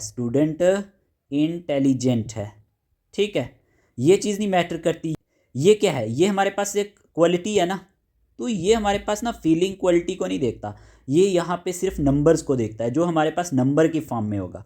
तो डील्स करता है सिर्फ नंबर के साथ, नॉट फीलिंग्स आर क्वालिटीज़। समझ आया होगा। दूसरा दिया गया है नॉट 100% करेक्ट। इसका मतलब क्या? रिजल्ट्स में चेंज। देखो स्टैटिस्टिक्स में ना 100% करेक्ट नहीं होते रिजल्ट, ये भी याद रख लेना। स्टैटिस्टिक्स में एस्टीमेट भी लगाया जाता है। क्या? एस्टीमेट होता है। रिजल्ट बदल भी सकता है, ऐसा भी हो सकता है। यानी एग्जाम्पल के तौर पर कौन सी एग्जाम्पल है? एग्जिट पोल होता है ना, तो रिजल्ट एक्चुअल इलेक्शन से बिल्कुल अलग होता है, ठीक है ना। जब फाइनल रिजल्ट इलेक्शन का आता है तो वहाँ पे हमें रिजल्ट कुछ और ही देखने को मिलता है। तो कहने का मतलब है यहाँ पे एस्टीमेट लगाया जा सकता है, ठीक है। तो ये हमारे पास 100% करेक्ट भी नहीं हो सकता, ये भी एक लिमिटेशन रहती है इसकी। Can be miss used. अब देखो स्टैटिस्टिक्स का गलत भी यूज़ हो सकता है। Wrong data gives wrong result. अगर आपको कोई रॉन्ग डेटा देगा तो वो रॉन्ग रिजल्ट भी दे सकता है। अगर डेटा गलत लिया या गलत दिखाया गया तो रिजल्ट भी उससे क्या होगा? गलत होगा ना। तो वही मैं कह रहा हूँ, कैन बी मिस यूज हो सकता है। सिर्फ अच्छे स्टूडेंट के मार्क्स लेकर पूरी क्लास को अच्छा कह देना, ये हमारे पास क्या नहीं है, ये हमारे पास बिल्कुल सही नहीं है, ठीक है ना। इस मतलब ये मिस यूज़ है कि सिर्फ अच्छे स्टूडेंट्स को पकड़ा तो उनके मार्क्स लेकर पूरी क्लास को अच्छा कह दिया। उसमें कुछ ख़राब भी तो होंगे जिनका रिजल्ट ख़राब आया होगा, तो वही मैं कह रहा हूँ कैन बी मिस यूज भी हो सकता है। फिर हमारे पास अगर हम बात करते हैं, यहाँ पे लिखा गया नीड्स एक्सपर्ट नॉलेज। इसका मतलब क्या है? Not easy for everyone. Statistics की जब हम बात करते हैं ना, स्टैटिस्टिक्स समझने के लिए नॉलेज चाहिए। क्या चाहिए? नॉलेज। ये चीज़ याद रख लेना, क्या चाहिए? नॉलेज चाहिए। यहाँ पे इसका मतलब क्या है? Needs expert knowledge not easy for everyone. मतलब हर कोई स्टैटिस्टिक्स को सही तरीके से समझे या उसे यूज़ करे, ऐसा भी पॉसिबल नहीं है। यहाँ पे मिस्टेक भी हो सकती है, जैसे कि एवरेज जो हो गया, इसमें रॉन्ग कैलकुलेशन कहीं पे आपने कर दिया तो पूरा का पूरा रिजल्ट ख़राब हो जाता है। तो वही कह रहा हूँ कि इसमें एक्सपर्ट नॉलेज की ज़रूरत होती है। Shows average only. देखो स्टैटिस्टिक्स सिर्फ एवरेज दिखाता है, मतलब ये किस चीज़ को दिखाता है? एवरेज को दिखाता है। Hides individual details. इंडिविजुअल की डिटेल को नहीं ये पूरा दिखाता। यहाँ पे ना कोई एक स्टूडेंट का आप नहीं बताओगे, यहाँ पे आप क्या करोगे? एवरेज के हिसाब से देखोगे। कोई एक इंडिविजुअल होगा तो उसकी एक प्रॉपर डिटेल नहीं होगी, हमारे पास सबका मिला के एवरेज होगा। मान लेते हैं कोई क्लास है, ठीक है, तो इसकी एवरेज क्या है? 60 है। मतलब स्कोर जो बच्चे ले रहे हैं वो हमारे पास 60 स्कोर एवरेज ले रहे हैं, ठीक है। लेकिन कोई ऐसा भी स्टूडेंट होगा जो 90 लाएगा या कोई 30 लाएगा, लेकिन एवरेज जो है ना, एवरेज हमारे पास 60 है। तो कहने का मतलब क्या है? ये एवरेज को बताता है, ठीक है। ये लिमिटेशन है इसकी। सिंपल वर्ड्स में आपको क्या याद रखना है? स्टैटिस्टिक्स हेल्पफुल है but it can not tell everything. ये हर एक चीज़ भी नहीं बता सकता। And must be used carefully, और इसे केयरफुली यूज़ करना चाहिए। तो स्टैटिस्टिक्स क्या है? यूज़फुल तो है, लेकिन पूरी सच्चाई ये अगर बताए, लेकिन ऐसा भी पॉसिबल नहीं है कि ये पूरी की पूरी सच्चाई आपको बताएगा। इसे केयरफुली यूज़ करना बहुत ज़रूरी होता है। तो ये कुछ लिमिटेशन से, मतलब ये डील करता है सिर्फ नंबर के साथ, फीलिंग और क्वालिटीज़ के साथ नहीं करता। 100% करेक्ट भी नहीं होता, इसमें रिजल्ट चेंज भी हो सकते हैं, ठीक है। और मिस यूज़ भी हो सकता है, यानी कि रॉन्ग डेटा जो है वो रॉन्ग रिजल्ट देगा। Need expert knowledge. हमें एक्सपर्ट नॉलेज की ज़रूरत होती है, इसको हर कोई समझ नहीं सकता, हर एक के लिए कोई आसान काम नहीं होता इसको समझना। दिखाता है सिर्फ एवरेज को, मतलब हाइड कर देता है इंडिविजुअल की डिटेल को, किसी एक इंडिविजुअल की डिटेल नहीं बताएगा। ओवरऑल कोई क्लास है तो उसमें जितने भी बच्चे हैं जो मार्क्स ले रहे हैं, तो ओवरऑल उनके एवरेज मार्क्स शो करेगा, क्योंकि उसमें कोई ऐसा भी होगा कोई 90 लेगा, कोई 30 लेगा, लेकिन ये क्या बताएगा? एवरेज। मतलब ऑन एन एवरेज बच्चे कितना स्कोर कर रहे हैं। तो ये चीज़ें भी आपको कुछ समझ में आई होंगी। तो ये याद रखना ना, लिमिटेशन है स्टैटिस्टिक्स की, ठीक है। ये बेसिक पार्ट है तो आप ध्यान में रखेंगे। अब इसके बाद जो ज़्यादा इंपॉर्टेंट है ना, ये बहुत इंपॉर्टेंट है, यहाँ से क्वेश्चन एग्जाम में बन सकते हैं। 5 बेसिक फंडामेंटल क्या है स्टैटिस्टिक्स के? देखो बेसिक फंडामेंटल की जब हम बात करते हैं ना, तो आपको क्या याद रखना है? सबसे पहले वेरिएबल। क्या याद रखना है? वेरिएबल। अब वेरिएबल डायरेक्टली क्वेश्चन ना आपको मालूम होना चाहिए, एक एग्जाम में पूछा जा चुका है। फाइनेंस अकाउंट असिस्टेंट के एग्ज़ाम को छोड़ के JKSSB का एक और एग्ज़ाम था, उसमें ये स्टैटिस्टिक्स वाला पार्ट दिया गया था, जिसमें हमारे पास ना ये वाले टॉपिक्स दिए गए थे डेटा के रिलेटेड, ठीक है। तो वहाँ पे क्वेश्चंस पूछे गए थे। अब देखो यहाँ पे वेरिएबल होता क्या है, variable is something that can change. Variable कोई ऐसी चीज़ जो क्या हो सकती है, चेंज हो सकती है। क्या कहा मैंने, जो चेंज हो सकती है। वेरिएबल वो चीज़ होती है जो बदल सकती है, चेंज हो सकती है। जैसे हम मान के चलते हैं एग्जाम्पल के तौर पे age of students, marks in exam. यहाँ पे आपको क्या समझ आ रहा है, हर स्टूडेंट या ऑब्जेक्ट के लिए उसकी वैल्यू सेम नहीं होती। कोई भी स्टूडेंट या ऑब्जेक्ट हो उसके लिए उसकी वैल्यू सेम नहीं होती। जैसे एज ऑफ स्टूडेंट हो गया तो एज सेम थोड़ी ना होगी सबकी। जैसे मार्क्स इन एग्जाम, क्या ये सेम होते हैं सबके, नहीं होते हैं। तो यही मैं समझाने की कोशिश कर रहा हूँ। वेरिएबल क्या है, variable is something that can change. ठीक है, स्टूडेंट की एज की बात करें अगर हम, जैसे एग्जांपल दी गई, तो सबकी एज अलग अलग होती है। मैंने आपको समझा दिया क्या होती है, अलग अलग सेपरेट एज होती है, अलग अलग एज होती है। एग्जाम के मार्क्स 30 लेता होगा, कोई 80 लेता होगा, तो ये चीज़ सेम नहीं होती। तो वेरिएबल क्या होता है, variable something that can change. ये डेफिनेशन याद रख लेना, हो सकता है एग्जाम में पूछी जाए। अब यहाँ पे ना दिया गया है types of variable data, very important. यहाँ पे क्या दिया गया है, टाइप्स, और टाइप्स पे क्वेश्चन एग्जाम में बना हुआ है, याद रख लेना, टाइप्स पे क्वेश्चन एग्जाम में बना हुआ है। यूनिवेरिएट डेटा, अब ये क्या है, यूनि से आपको समझ आ रहा होगा कहीं पे, सिंगल। यूनि का मतलब क्या होता है, सिंगल। अब समझना, ओनली वन वेरिएबल जिसमें देखने को मिले। देखो, जब डेटा सिर्फ एक वेरिएबल पर हो, किस पर हो, एक वेरिएबल पे बेस्ड हो, वन वेरिएबल पे बेस्ड हो, तो उसे हम यूनिवेरिएट डेटा कहते हैं। हम एक ही चीज़ स्टडी करते हैं इसमें, स्टडी ओनली वन थिंग। इसमें हम क्या करते हैं, स्टडी ओनली वन थिंग, एक ही चीज़ को स्टडी करते हैं। एग्जाम्पल के तौर पे ना, क्लास के स्टूडेंट के मार्क्स जैसे होते हैं, क्लास स्टूडेंट मार्क्स। ठीक है, यहाँ पे हम किसकी बात कर रहे हैं, ओनली मार्क्स की बात कर रहे हैं। किसकी बात कर रहे हैं, सिर्फ मार्क्स की बात कर रहे हैं, कोई और चीज़ की बात हम नहीं करते। तो वही एग्जाम्पल दी गई है, मार्क्स ऑफ स्टूडेंट्स। समझ आया, आया होगा, यूनिवेरिएट डेटा समझ आया, आया होगा। चलिए ठीक है, फिर हमारे पास होता है बाईवेरिएट डेटा। ये स्लाइड काफ़ी ज़्यादा इंपॉर्टेंट है, मिस मत करना। बाईवेरिएट डेटा क्या होता है, टू वेरिएबल्स जिसमें देखने को मिलते हैं। ठीक है, बाईवेरिएट में ये याद रखना है, जब डेटा दो वेरिएबल्स पर हो, कितने, किस पे बेस्ड हो, based on two variables, based on two variables. याद रखना मेरे प्यारे दोस्तों, जब डेटा दो वेरिएबल्स पर बेस्ड हो, दो चीज़ों का रिलेशन इसमें देखते हैं। यहाँ पे हम दो चीज़ों का रिलेशन देखते हैं, याद रख लेना, कितनी चीज़ों का, दो चीज़ों का रिलेशन देखते हैं। एग्जाम्पल दी गई है ना, height and weight of student. इस क्या हुआ, स्टूडेंट की हाइट भी है इसमें और स्टूडेंट का वेट भी है। तो किसकी बात करें, दो चीज़ों की बात करें ना, हाइट की बात करें और दूसरा वेट की बात कर रहे हैं। समझ आ रहा है कुछ। अब यहाँ पे height and weight of student लिया गया है। अगर कोई स्टूडेंट है उसकी हाइट बढ़ेगी तो साथ जाहिर है उसका वेट भी बढ़ेगा। तो कहने का मतलब है कि हम क्या कहते हैं कि हमारे पास बाईवेरिएट डेटा में दो वेरिएबल्स होते हैं। ठीक है, याद रख लेना। अब इसी तरह से होता है मल्टीवेरिएट डेटा। मल्टीवेरिएट डेटा में मोर देन टू वेरिएबल्स देखने को मिलते हैं। ऐसे ही बेसिक क्वेश्चन एग्जाम में आते हैं। ठीक है, मल्टीवेरिएट डेटा क्या होता है, यूनिवेरिएट डेटा क्या होता है, तो वहाँ पे ना ऐसे ऑप्शन दे दिए जाएंगे, age, height, weight and marks, सब कुछ जब दिया होगा तो ये मोर देन टू वेरिएबल है, तो ये मल्टीवेरिएट डेटा हो गया। ठीक है, तो मल्टीवेरिएट क्या होगा, जब डेटा दो से ज़्यादा वेरिएबल्स पर हो, बेस्ड किस पे हो प्यारे दोस्तों, based on two or more variables, two or more variables. याद रख लेना, दो या दो से ज़्यादा वेरिएबल्स पर बेस्ड हो तो उसे हम मल्टीवेरिएट डेटा कहते हैं।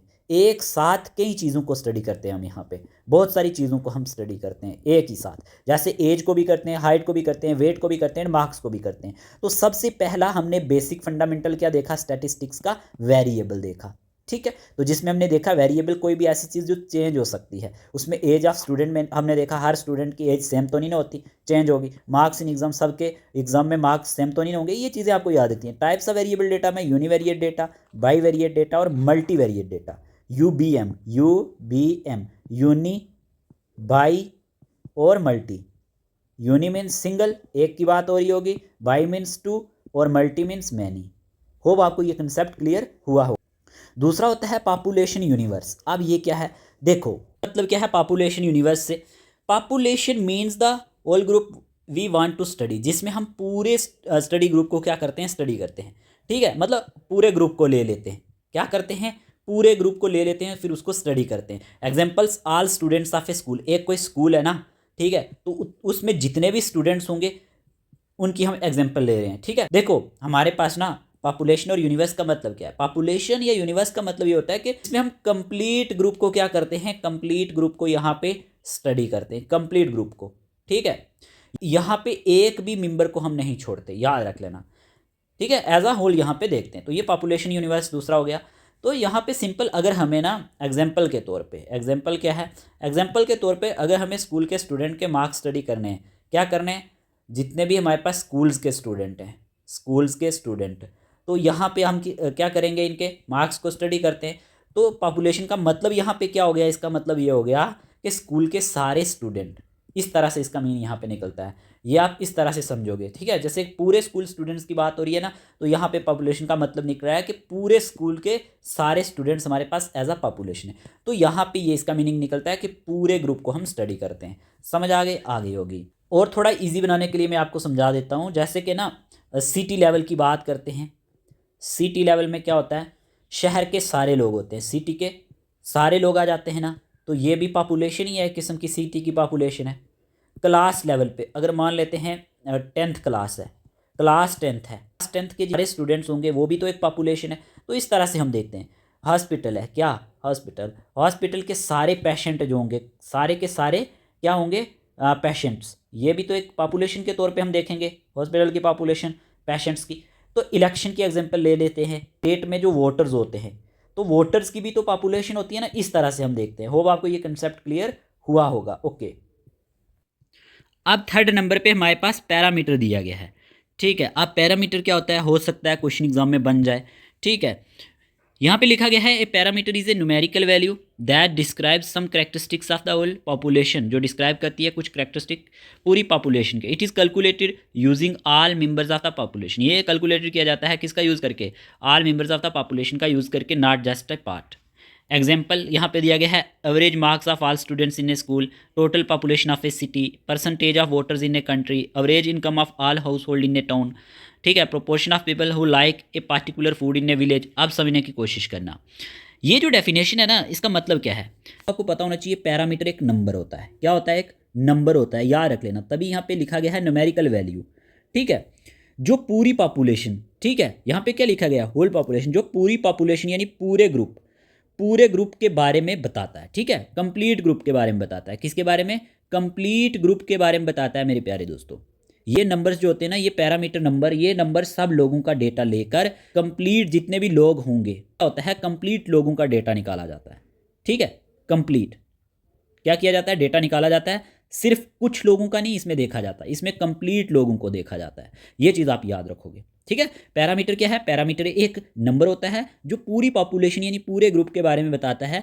इसमें सब लोगों का डेटा लेकर निकाला जाता है, सिर्फ कुछ ही लोगों का नहीं देखा जाता। तो ये आप इस डेफिनेशन से याद रखेंगे। Parameter is a numerical value that describe some characteristics of the whole population, it is calculating using all member of the population, not just a part. Okay, example दी गई थी यहाँ पे, average marks of all students in a school, ठीक है। मान लेते हैं स्कूल के सब स्टूडेंट के मार्क्स लिए गए, जितने भी स्कूल के अंदर स्टूडेंट थे उनके क्या लिए गए, मार्क्स लिए गए। तो उन सब का एवरेज निकाला, फिर उसके बाद हमने क्या किया, सब का एवरेज निकाला। ये एवरेज पैरामीटर है। तो ये फिर हमारे पास जो एवरेज आएगा, ये एवरेज पैरामीटर निकलेगा। क्या निकलेगा, एवरेज पैरामीटर, ठीक है। एवरेज पैरामीटर निकलेगा क्योंकि ये पूरे स्कूल की पॉपुलेशन को शो करता है। समझ आ गई। इसी तरह से total population of a city, देखो यहाँ पे ना टोटल पॉपुलेशन, ऑल स्टूडेंट्स, आपको समझ आ रहा है कि होल पॉपुलेशन को देखा जाता है। इसी तरह से total population of a city का मतलब क्या है, मतलब ये समझ लो कि शहर, कोई शहर है, ठीक है, सिटी है, तो उसमें कितने लोग रहते हैं, है ना, उस सिटी के अंदर कितने लोग रहते हैं, तो ये उनको देखता है। जितने भी लोग होंगे उनका डेटा निकाला जाएगा। तो ये भी क्या है, एक पैरामीटर है, सारे लोगों का। Percentage of voters in a country, मतलब देश के टोटल वोटर्स की परसेंटेज जो निकाली जाएगी, ये भी हमारे पास एक पैरामीटर है। समझ रहे हो। इसी तरह से income, average income of all house hold in a town, मतलब टाउन के सब जितने भी हाउस होल्डर हैं उनकी एवरेज इनकम क्या है, ये भी हमारे पास पैरामीटर है।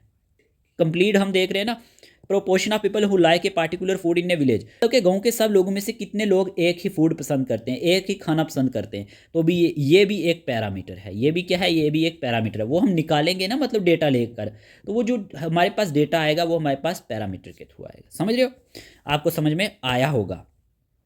तो यहाँ पे लिखा गया है a parameter always refers to the entire population, ये एक इंटायर पॉपुलेशन के लिए रेफर किया जाता है। अनलाइक स्टैटिस्टिक्स की बात करें which refers to a sample only, statistics सिर्फ एक सैंपल की बात करता है, लेकिन पैरामीटर पूरे इंटायर पॉपुलेशन की बात करता है, ठीक है।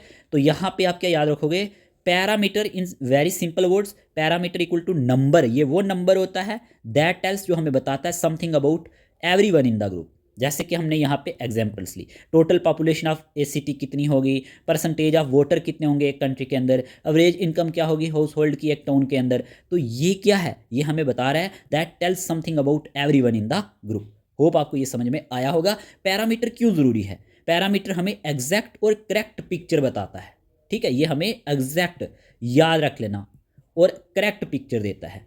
बट इसमें एक प्रॉब्लम आती है, पूरी पॉपुलेशन से डेटा लेना मुश्किल होता है, डिफ़िकल्ट होता है, टाइम टेकिंग होता है और साथ ही साथ ये कॉस्टली भी होता है। तो ये इसकी एक दिक्कत रहती है। बाकी मैंने आपको बता दिया, इसमें हमें एग्जैक्ट और करेक्ट पिक्चर का पता चलता है। एवरेज मार्क्स कितने आए ऑल स्टूडेंट्स के स्कूल के अंदर, टोटल पॉपुलेशन कितनी है सिटी के अंदर। होप आपको ये चीज़ें समझ आई होंगी। अच्छा, यहाँ पे अगर आपको कोई डिफरेंस पूछ ले, difference between statistics and parameter, तो क्या याद रखोगे, पैरामीटर और स्टैटिस्टिक्स में क्या डिफरेंस है, स्टैटिस्टिक्स में क्या डिफरेंस है। देखो आज आप शायद बोर भी हो रहे होंगे, लेकिन यही क्लास मुझे लग रहा है थोड़ी बोरिंग होगी। अगर आपको लग रहा है बोर हो रहे हो, किसी तरह से समझ लो, बाकी टॉपिक बहुत ज़्यादा ईजी है। जैसे अगर हम बात करें प्राइमरी डेटा क्या होता है, सेकेंडरी डेटा क्या होता है, वो बहुत ईजी है, ठीक है। तो यहाँ पे डिफरेंस क्या है, कंप्लीट ग्रुप की बात की जाती है, कंप्लीट ग्रुप की, पैरामीटर में कंप्लीट ग्रुप की बात की जाती है, इसमें सिर्फ सैंपल की बात की जाती है, मतलब कोई स्मॉल ग्रुप की बात करेंगे हम, ठीक है। ये एग्जैक्ट वैल्यू देता है, इसमें एग्जैक्ट वैल्यू का पता चलता है, इसमें अप्रॉक्सीमेट वैल्यू पता चलती है, क्या, अप्रॉक्सीमेट वैल्यू, ये भी याद रख लेना, ठीक है। इसमें क्या होता है, हर एक का डेटा यूज़ होता है। मान के चलते हैं कोई सिटी है, उस शहर के अंदर कितने लोग रहते हैं, सबसे डेटा लिया जाएगा इसमें। तो यहाँ पे कुछ लोगों का डेटा रहता है, तो ये थोड़ा सा मेन डिफरेंस है इनके बीच में। तो ये चीज़ याद रख लेना। पैरामीटर क्या है, पैरामीटर पूरी पॉपुलेशन का नंबर, पैरामीटर क्या होता है, पूरी पॉपुलेशन का नंबर। स्टैटिस्टिक्स में इसी चीज़ को पैरामीटर कहा जाता है। होप आपको ये चीज़ समझ में आई होगी। अब देखो यहाँ पे 4th नंबर पे दिया गया है सैंपल, वेरी वेरी इंपॉर्टेंट, ये बहुत ज़्यादा इंपॉर्टेंट है, इस पर क्वेश्चन एग्जाम में डायरेक्टली आते हैं। डेफिनेशन क्या दी गई है, देखो, a sample is a small part of the population. ये क्या होता है, एक स्मॉल पार्ट होता है। हमने पैरामीटर देखा ना, अब यहाँ पे देखो ये क्या है, एक small part of the population है, small part of the population, याद रख लेना। Selected to study and make conclusion about the whole group. यहाँ पे आपको याद रखना है, सैंपल पॉपुलेशन का छोटा सा हिस्सा होता है जिसे हम पूरे ग्रुप के बारे में आइडिया लेने के लिए चूज़ करते हैं। इसके सैंपल क्या है, सैंपल पॉपुलेशन का एक छोटा सा हिस्सा होता है। अब इससे हम क्या करेंगे, क्या करते हैं, पूरे ग्रुप के बारे में आइडिया लेने के लिए चूज़ करते हैं। ये चीज़ आपको याद रखनी है। डेफिनेशन क्या लिखी गई, a sample is a small part of the population selected to study and make conclusion about the whole group. चलिए ठीक है, एग्जाम्पल दी गई है 50 students selected from a school of 500 students. समझो स्कूल में 500 स्टूडेंट हैं, जो 500 स्टूडेंट हैं पूरे स्कूल के अंदर, अभी क्या पढ़ाया था, वो क्या है, पॉपुलेशन, वो क्या है, पॉपुलेशन। लेकिन जो इससे हमने क्या लिए, जो इससे हमने 50 स्टूडेंट लिए, 50 स्टूडेंट लिए मेरे प्यारे दोस्तों, ये 50 स्टूडेंट जो है ना, उनमें से ये 50 स्टूडेंट जो चूज़ किए गए हैं, ये हमारे पास सैंपल है। समझ आया, डिफरेंस आया होगा। 100 families surveyed in a town to know their income. हमने क्या किया, 100 फैमिलीज को पूछकर इनकम का आइडिया लिया, ठीक है ना। एक टाउन है, उसके अंदर देखो बहुत सारी फैमिलीज होंगी, लेकिन हमने क्या किया, सिर्फ 100 फैमिलीज का सर्वे किया और उनसे हमने किसका आइडिया लगाया, इनकम का आइडिया लगाया। तो ये भी चीज़ किसकी एग्जाम्पल है, ये हमारे पास सैंपल की एग्जाम्पल है, क्योंकि पूरे टाउन में से हमने सिर्फ 100 फैमिलीज को चूज़ किया है। इसी तरह से 30 voters chosen to predict election result. इसका मतलब क्या है, देखो यार क्या होता है ना, रिपोर्टर्स होते हैं ना, रिपोर्टर्स क्या करते हैं, लोगों से, यानी जो वोटर्स होते हैं उनसे मतलब इंटरव्यू लेते हैं, ठीक है। तो फिर उससे ना बाद में वो रिजल्ट का क्या करते हैं, अंदाज़ा लगाते हैं। तो कहने का मतलब है वोटर तो बहुत सारे होंगे, लेकिन उनमें से सिर्फ 30 वोटर्स चूज़ किए गए टू प्रिडिक्ट करने के लिए इलेक्शन रिजल्ट। तो ये भी हमारे पास सैंपल की एग्जाम्पल है। इस तरह से एग्जामिनर एग्जाम्पल देगा आपको, तो वहाँ पे आप फंस जाओगे। इसीलिए कह रहा हूँ ध्यान से क्लास को देखो। 30 वोटर से बात करके जो रिजल्ट का अंदाज़ा लगाया जाएगा, ये हमारे पास सैंपल की एग्जाम्पल है। 20 patient selected from a hospital to study a disease. एक हॉस्पिटल है, उसके अंदर बहुत सारे पेशेंट होंगे, सिर्फ 20 को ही सिलेक्ट किया गया, तो 20 पेशेंट को स्टडी करके डिजीज़ को समझना, ये भी एक सैंपल की एग्जाम्पल है। किसकी एग्जाम्पल है, सैंपल की एग्जाम्पल है। होप आपको ये चीज़ भी क्लियर हुई होगी। देखो अगर नहीं हो रही, दोबारा से जब आप क्लास को वॉच करोगे ना, आपको सब कुछ समझ आ जाएगा मैं क्या समझाने की कोशिश कर रहा हूँ। आज शुरू में थोड़ा सा आपको मुश्किल लग रहा होगा, लेकिन मेरे हिसाब से बाद में आपको कोई भी परेशानी नहीं आएगी। ओके, अब यहाँ पे इंपॉर्टेंट है क्योंकि यहाँ से क्वेश्चन एग्जाम में आते हैं टाइप्स ऑफ सैंपल। सैंपल की टाइप्स क्या है? सबसे पहले दिया गया है रैंडम सैंपल। क्या दिया गया है? Random sample. Every member of the population has an equal chance of being selected. इसका मतलब क्या हुआ कि जिसमें सबको इक्वल चांस मिलता है। क्या मिलता है? इक्वल चांस मिलता है। ठीक है, सिलेक्ट होने का जब इक्वल चांस मिले ना तो इसे रैंडम सैंपल कहते हैं। ठीक है, जैसे example picking 50 students randomly from a school. आपने क्या किया? 50 स्टूडेंट को रैंडमली उठा लिया स्कूल से। तो ये क्या है? ये हमारे पास जो चिट पिकिंग है ना, चिट पिकिंग से आप क्या करते हैं? इसमें 50 स्टूडेंट को चूज करते हैं। यही हमारे पास एग्जांपल है रैंडम सैंपल की। और इसी तरह की क्वेश्चन एग्जामिनर पूछता है कि रैंडम सैंपल क्या होता है। ये डेफिनेशन याद रख लेना, every member of the population has an equal chance of being selected. ठीक है, अब दूसरी टाइप क्या है? पहली तो रैंडम सैंपल है, दूसरी है स्ट्रेटिफाइड सैंपल। ये स्ट्रेटिफाइड सैंपल क्या होता है? पॉपुलेशन डिवाइडेड की जाती है ग्रुप्स में। किस में? याद रख लेना, पॉपुलेशन यहाँ पे ग्रुप्स में डिवाइड की जाती है। And A sample is taken from each group. और यहाँ पे ये एग्जाम में क्वेश्चन आ चुका है, याद रख लेना। समझना मेरी बात। यहाँ पे स्ट्रेटिफाइड सैंपल क्या है? स्ट्रेटिफाइड सैंपल ये कहता है पॉपुलेशन को ग्रुप में बांट कर, पॉपुलेशन को क्या करना है? ग्रुप में बांटना है आपने। एक कोई यहाँ पे एरिया है, उसकी पॉपुलेशन है, उसको आप क्या करोगे? ग्रुप में डिवाइड करोगे। पॉपुलेशन को ग्रुप में डिवाइड करके जो आप सैंपल बनाओगे ना, ये हमारे पास क्या है? ये स्ट्रेटिफाइड सैंपल है। मतलब आपने क्या किया? स्कूल के एग्जांपल ले लेते हैं। स्कूल की एग्जांपल से ये आपने लेना है कि हर क्लास से आपने 10 बॉयज़ को लिया, 10 बॉयज़ को लिया और 10 गर्ल्स को लिया। तो ये क्या है? ये स्ट्रेटिफाइड सैंपल है। ठीक है, ये चीज़ समझ आई होगी कि पॉपुलेशन को आप डिवाइड कर देते हो ग्रुप्स में और वहाँ से फिर आप क्या करते हो? सैंपल को लेते हो हर एक ग्रुप से। ओके, समझ आया होगा। Example selecting 10 boys and 10 girls from each class. चलिए, फिर होता है तीसरा हमारे पास होता है सिस्टमैटिक सैंपल। ये सिस्टमैटिक सैंपल क्या है? Selecting every nth member from A list. इसका मतलब क्या है? लिस्ट में हर nth पर्सन चूज करना।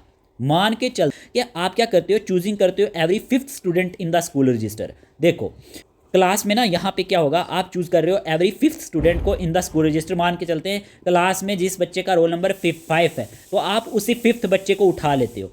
ठीक है ना, 5वें नंबर के बच्चे को उठा लेते हो। तो ये हमारे पास क्या है? हमारे पास सिस्टमैटिक सैंपल है।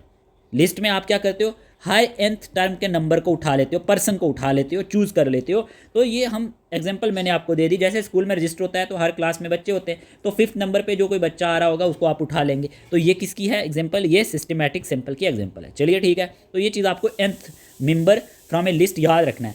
फिर हमारे पास दिया गया है कन्वीनियंस सैंपल। ये क्या है? याद रख लेना। पहला तो रैंडम सैंपल था, दूसरा स्ट्रेटिफाइड सैंपल था, तीसरा सिस्टमैटिक सैंपल था, fourth convenience sample. Selecting those who are easy to reach. अब समझना, जो आसानी से आपको मिल जाए। Selecting those who are easy to reach. देखो, जो आपको इजीली मिल जाए उनको आप सिलेक्ट कर लें। ये कन्वीनियंस सैंपल होता है। जैसे कि surveying students sitting in the first रो।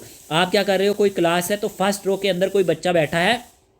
ठीक है, आप क्या करते हो? फिर वहीं से फर्स्ट रो में बैठे स्टूडेंट्स का सर्वे लेते हो। सिर्फ जो क्लास के अंदर वहाँ पे फर्स्ट रो में बच्चे बैठे होंगे, उसी रो से आप सर्वे लेना स्टार्ट कर दोगे।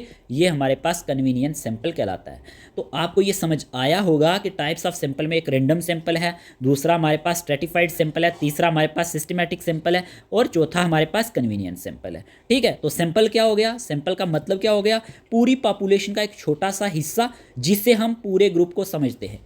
ठीक है, मतलब मैंने अभी ये लास्ट वाली एग्जांपल दी ना कन्वीनियंस सैंपल, कि आपने उनको सेलेक्ट किया जो आपकी रीच में बहुत इजी थे। कहने का मतलब है कि जो आपको आसानी से मिल जाए। मैंने आपको क्या दिया कि एक क्लास है, उसमें जो फर्स्ट रो के बच्चे होंगे उसी से आप क्या करोगे? सर्वे करोगे और बाकी का आप क्या करोगे? यहाँ पे पूरे ग्रुप को समझने की कोशिश करोगे। तो ये कन्वीनियंस सैंपल है। तो होप आपको ये सैंपल वाला कंसेप्ट क्लियर हुआ होगा। ठीक है, तो सैंपल क्या है? Small part of the big group. Big group का एक स्मॉल पार्ट होता है, ठीक है, जो यूज़ किया जाता है लर्न करने के लिए पूरे ग्रुप को। तो होप आपको सैंपल का कंसेप्ट क्लियर हुआ होगा। स्टैटिस्टिक्स के बारे में ऑलरेडी आपको पढ़ा चुका हूँ। न्यूमेरिकल वैल्यू होती है जो कैलकुलेटेड की जाती है एक सैंपल से टू डिस्क्राइब करने के लिए some characteristics of that sample को। इट हेल्प्स अस अंडरस्टैंड और make conclusions about the population using a smaller group. देखो, स्टैटिस्टिक्स वो नंबर होता है जो हम सैंपल यानी छोटे ग्रुप से निकालते हैं। ठीक, ये चीज़ आपको याद रखनी है। इस नंबर से हमें पूरी पॉपुलेशन के बारे में आइडिया मिलता है। क्या मिलता है? पूरी पॉपुलेशन के बारे में आइडिया। ठीक है, जैसे कि मैं आपको बोलूँ यहाँ पे स्कूल की एग्जांपल ले लेते हैं। किसकी? स्कूल की एग्जांपल ले लेते हैं। अब कैसे? देखो, स्कूल में 500 स्टूडेंट है। कितने हैं? 500 स्टूडेंट है। तो ये 500 स्टूडेंट क्या हो गए? पूरी स्कूल की पॉपुलेशन। अभी ऊपर समझाया था। ठीक है, उन्हीं में से हम क्या करेंगे? 50 स्टूडेंट लेंगे। कितने? 50 स्टूडेंट। ये 50 स्टूडेंट जो हमने लिए, ये क्या है? ये हमारे पास सैंपल है।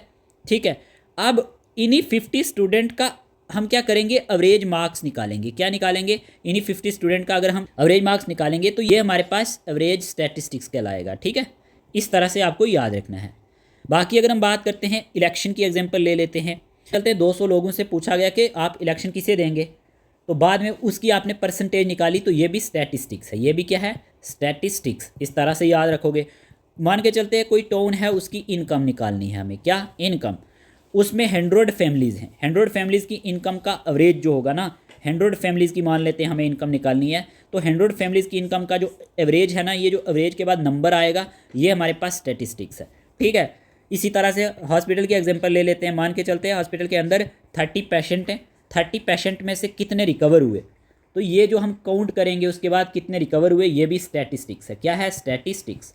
तो ये चीज़ आपको याद रखना है। अच्छा, स्टैटिस्टिक्स क्यों होता है, क्योंकि पूरी पॉपुलेशन से डेटा लेना हमारे लिए थोड़ा डिफिकल्ट और महंगा होता है, कॉस्टली होता है पूरी पॉपुलेशन से। फिर जो हमारे पास क्या होता है, सैंपल से निकला नंबर हमें अंदाज़ा यानी कि एस्टिमेट दे देता है। इसीलिए हम किसको यूज़ करते हैं, स्टैटिस्टिक को यूज़ करते हैं। तो स्टैटिस्टिक्स के बारे में सिंपल आप क्या याद रखोगे, statistics equal to sample number. Sample number, sample का जो नंबर होगा उसको स्टैटिस्टिक्स कहते हैं। और पैरामीटर के बारे में अगर आपसे कोई पूछे पैरामीटर क्या होता है, तो पॉपुलेशन नंबर को हम पैरामीटर कहते हैं। होप आपको ये समझ आया होगा। तो स्टैटिस्टिक्स क्या है, छोटे ग्रुप यानी छोटे सैंपल से निकला नंबर जो पूरे ग्रुप के बारे में हमें बताता है, यही हमारे पास स्टैटिस्टिक्स है। यहाँ तक बातें क्लियर हुई, हो चुकी हो। यहीं पे ना अदर इंपॉर्टेंट टर्म्स दी गई हैं। सबसे पहले फ्रीक्वेंसी, वेरी इंपॉर्टेंट, याद रखना, इसका आगे बहुत ज़्यादा यूज़ होगा और कई बार वन लाइनर फॉर्म में एग्जाम में क्वेश्चन भी आता है। अब याद क्या रखना है, डेफिनेशन दी गई है, how many times A value appears in A data, कि कितनी मरतबा एक वैल्यू अपीयर्स हो रही है किसी डेटा में। Frequency mean how many times A value occurs in A data set, कितनी बार वो अकर्स हो रही है एक डेटा सेट में।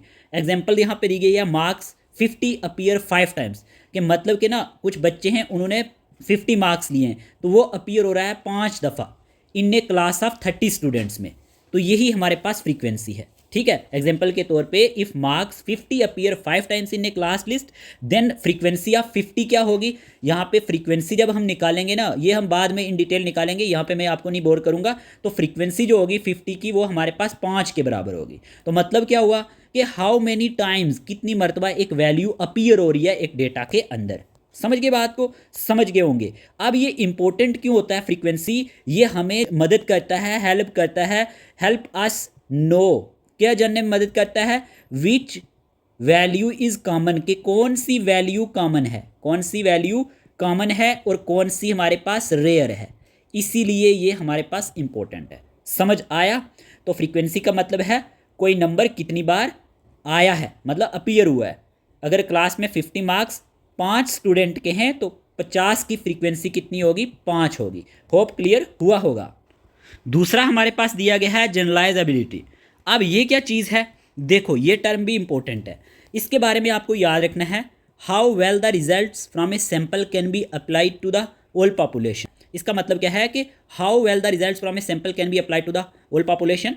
मतलब ये हुआ कि छोटे ग्रुप का जो रिजल्ट होता है ना, पूरे ग्रुप पर अप्लाई हो सकता है या नहीं हो सकता है, यही हमारे पास जनरलाइजेबिलिटी कहलाता है। मान के चलते हैं, यहाँ पे एग्जांपल दी गई है, if 50 students are surveyed about lunch preference, the result can be generalize to all 500 students. इसका मतलब क्या हुआ, मान के चलते हैं 50 स्टूडेंट्स से पूछकर आपने क्या किया, सर्वे किया, तो उनमें से अगर मैक्सिमम को क्या पसंद है, 50 में से राइस पसंद है, उनको क्या है, राइस पसंद है, तो हम अंदाज़ा लगा सकते हैं ना कि पूरे स्कूल के जो हमारे पास 500 स्टूडेंट्स हैं उनमें भी मैक्सिमम बच्चों को क्या पसंद होंगे, राइस पसंद होंगे। तो ये चीज़ आपको इससे समझ आ चुकी होगी पास जनरलाइजेबिलिटी क्या होता है।